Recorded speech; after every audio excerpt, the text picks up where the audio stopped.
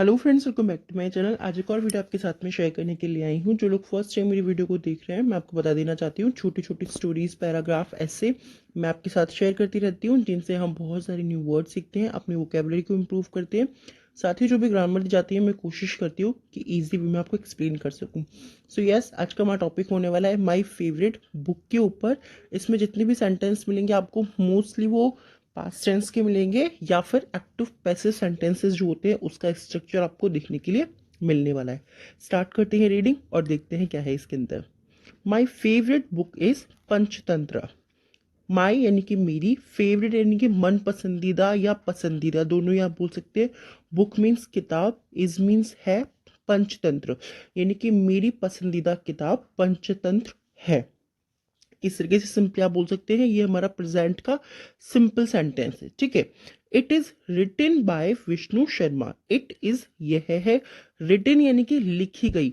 इसके साथ में जब थर्ड फॉर्म का यूज होता है तो वो हमारा पैसिव सेंटेंस हो जाता है। ठीक है। इट इज रिटन यानी कि लिखी गई है बाय विष्णु शर्मा, ये विष्णु शर्मा के द्वारा लिखी गई है। The book contains a collection of many stories. The book contains यानी कि इस बुक में है या इस बुक में शामिल है, दोनों आप बोल सकते हैं। कंटेन्स यानी कि इस बुक के अंदर है या इस बुक में शामिल है।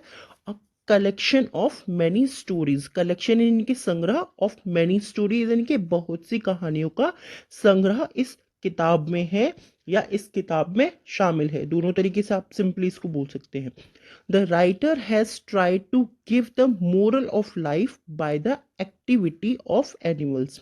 द राइटर यानी कि जो लेखक है, हैज ट्राइड उन्होंने कोशिश की है, टू गिव देने की, द मोरल नैतिकता को देने की, ऑफ लाइफ यानी कि जीवन के नैतिकता को देने की उन्होंने कोशिश की है। Bye the activity of animals, bye the activity of animals यानी कि उन्होंने जानवरों की गतिविधि द्वारा जीवन के मोरल को देने की कोशिश की है। सिंपल और इजी है। I am very fond of reading story books. I am very fond यानी कि मुझे बहुत पसंद है या मुझे बहुत प्रिय है, ऑफ रीडिंग किताबों को पढ़ना, स्टोरी बुक्स यानी कि कहानी वाली जो किताबें होती हैं, कहानियों की जो किताबें होती हैं, मुझे उन्हें पढ़ना बहुत ज़्यादा पसंद है। एंड दे प्रोवाइड, और वो प्रोवाइड कराती हैं या प्रोवाइड करती हैं यानी कि हमें प्रदान करती हैं, हमें देती हैं, ऐसा भी आप बोल सकते हैं। मी यानी कि मुझे, with different type of stories, और वो मुझे विभिन्न प्रकार की, डिफरेंट यानी कि विभिन्न प्रकार की स्टोरीज को, कहानियों को देती हैं। The story of stork and crab shows the presence of the mind. The story एक जो कहानी है, of stork and crab, stork यानी कि सारस और क्रेप की यानी कि सारस और केकड़े की जो कहानी है, शोज यानी कि वो दर्शाती है या वो दिखाती है, द प्रेजेंस ऑफ माइंड वो मन की उपस्थिति को दिखाती है। And intelligence of the crave, intelligence यानी कि बुद्धि को, ऑफ द क्रेव, क्रेव जो था वो जो केकड़ा था उसकी बुद्धि को दिखाती है। अगर आप लोगों ने ये स्टोरी नहीं पढ़ी है तो थोड़ी सी स्टोरी यहाँ पर दी हुई है, आपको इजीली वो समझ में आ जाएगी और बहुत ही अच्छी स्टोरी है। अगर नहीं पढ़ी तो प्लीज एक बार उसको जरूर पढ़िएगा।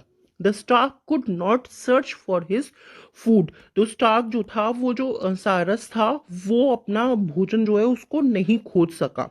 ठीक है। सर्च मीन्स होता है तलाश करना या खोजना। कुड यानी कि सका, नॉट यानी कि नहीं।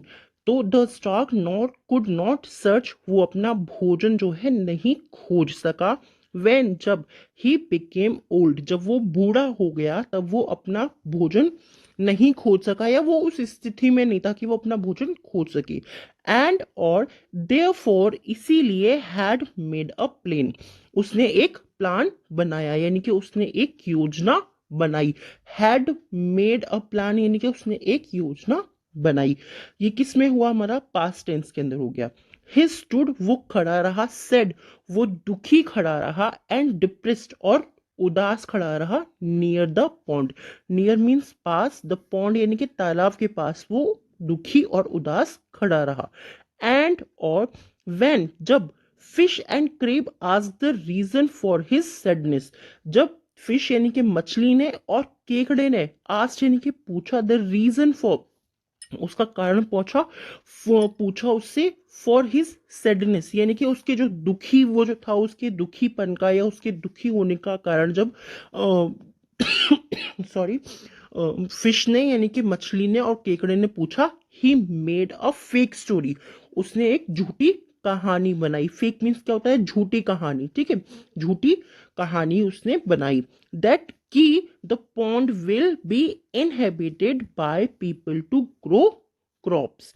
दैट उसने झूठी कहानी बनाई कि क्या जो तालाब है will be inhabited, will be यानी कि ये होगा, इनहेबिटेड यानी कि बसने योग्य होगा, बाय पीपल लोगों के द्वारा, टू ग्रो क्रॉप्स यानी कि लोगों द्वारा वहां पर फसल उगाने योग्य ये जो तालाब है इनका ये हो जाएगा, ऐसा उसने बोला। ये हमारा फ्यूचर का सेंटेंस है यहाँ पे, क्योंकि विल का यूज हुआ है और विल के साथ में मोस्टली आपको बी देखने को मिलता है, मोस्टली सेंटेंस में, हर सेंटेंस में नहीं बट मोस्टली सेंटेंस में ऐसा होता है।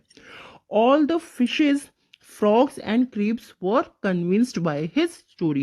all the fishes, उसकी कहानी से सभी फिशेस, अब देखिए आप यहाँ पे देख सकते हैं, जब हम फिश का प्लूरल करते हैं तो फिश ही होता है।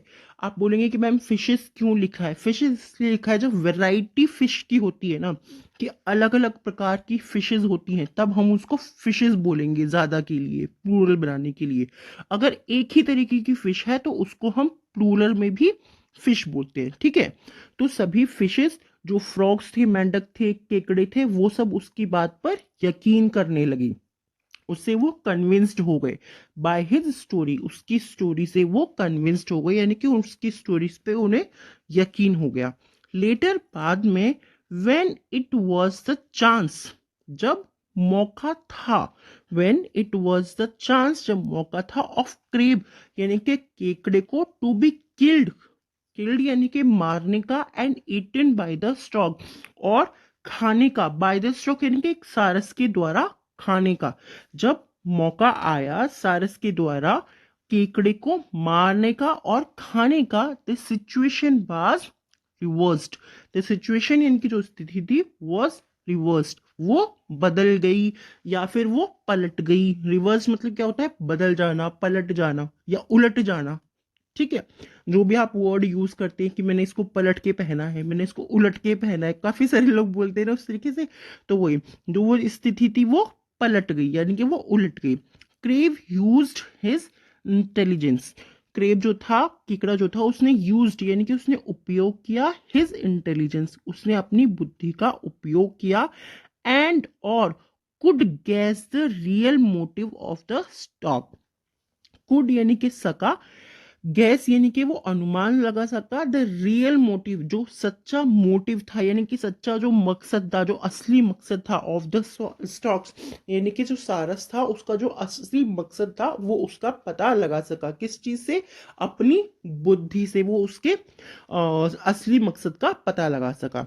ही escaped by killing the stock, he escaped वो बच निकला, बाय किलिंग यानी कि मरने से, द स्टॉक वो सारस द्वारा मरने से बच निकला।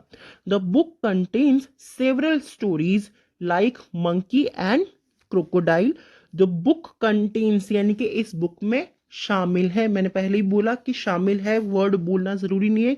इस बुक में है बहुत सी कहानियां, आप ऐसे ही बोल सकते हैं कि इस बुक में कई कहानियां हैं, लाइक जैसे मंकी एंड क्रोकोडाइल, बंदर और मगरमच्छ की कहानी, या आप ऐसे ही बोल सकते हैं कि इस बुक में कई सारी कहानियां शामिल हैं, जैसे कि मंकी एंड क्रोकोडाइल यानी कि बंदर और मगरमच्छ की कहानी, एलिफेंट एंड माइस यानी कि हाथी और चूहे की कहानी, लॉयल मंगूस, लॉयल यानी कि वफादार नेवला, आपने ये जरूर पढ़ी होगी ना, वफादार नेवले वाली कहानी, हिंदी में भी है ये, इंग्लिश में भी है।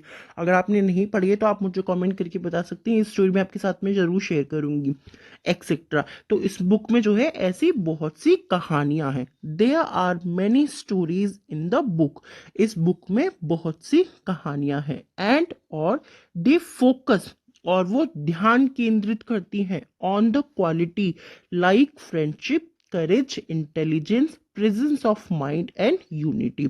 और वो ध्यान केंद्रित करती हैं किसके गुणों पर? लाइक फ्रेंडशिप, वो दोस्ती, साहस, बुद्धि, मन की उपस्थिति, और एकता के गुणों पर ध्यान केंद्रित करती हैं। देखिए क्या होता है, ये चीज मैं आपको पहले भी बोल चुकी हूँ कई बार, अभी भी मेरे पास कमेंट्स आते हैं कि मैम लंबे सेंटेंस है तो कैसे रीड करें। आपको एक ही काम करना है, सेंटेंस को थोड़ा थोड़ा करके रीड करिए, उसको समझिए, उसके बाद में वो अपने आप आपको दिखा देगा कि कैसे वो सेंटेंस जो है आपके सामने सीधे तरीके से आ गया। जैसे अभी हमने देखा ना, there are many stories in the book, there are many stories in the book, यानी कि इस किताब में बहुत सी कहानियां हैं। एंड दे फोकस, और वो ध्यान केंद्रित करती हैं ऑन द क्वालिटी, गुणों पर, लाइक जैसे कि फ्रेंडशिप यानी कि दोस्ती के, साहस के, बुद्धि के, मन की उपस्थिति के और एकता के गुणों पर ध्यान केंद्रित करती हैं। सिंपल इसी तरीके से। अब टाइम है हमारे 3 वर्ड्स का, जिनसे आपको सेंटेंस बनाने हैं और कमेंट बॉक्स में लिखना है। फर्स्ट वर्ड हमारा इनहेबिटेड, यानी कि बसने योग्य होना, कोई भी चीज बसने योग्य हो जाना, जहां पे लोग रह सके जा करके, ठीक है, इनहेबिटेड। सेकेंड वर्ड है लॉयल, यानी कि वफादार। एंड थर्ड वर्ड है हमारा करेज, यानी कि साहस। इन तीनों ही वर्ड्स आपको सेंटेंस बनाने हैं और कमेंट बॉक्स में लिखना है। आज के डिक्टेशन का फर्स्ट वर्ड है हमारा कलेक्शन, सेकेंड वर्ड है डिप्रेस्ड एंड थर्ड वर्ड है गेस।